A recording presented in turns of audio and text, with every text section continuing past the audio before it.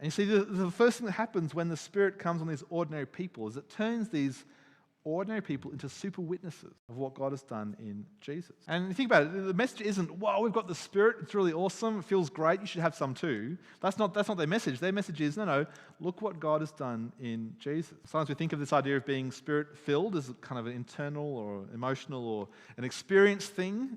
It's a me and God kind of moment. I'm sure there's elements of that, but the Spirit turns these people from being huddled in their room to being out, pointing to Jesus, showing Jesus, taking the gospel into the streets. And what else do we see? We see the Spirit is cutting down barriers of language and culture. It's not that they get languages one at a time. Somehow, miraculously, it's all at once. They all get it.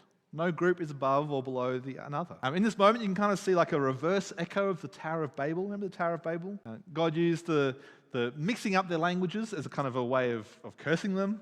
They'd united themselves against God, and so he used language to scatter them in the breaking down their rebellion. But here, as he speaks in diverse languages, it's not dividing them, it's bringing them back together. It's unifying them. All people, all nations, all languages, all cultures get a chance to see the Messiah, hear what Jesus has done, not divided by race or culture or language. I think it's going to be challenging to us a little bit. I think even though we would never say it or never want to believe it about ourselves, we can kind of fall into the trap of thinking, well, our culture, our language, our way of doing things is the right way. And we can be very suspicious of people who do things differently. The way they do church or do music or preach or show emotion or don't show emotion, or whatever these kind of things, we can say, no, our way's better, and we're suspicious of other ways. We can think, well, the way we respond to God as we speak in our languages and all those kind of things is the right way.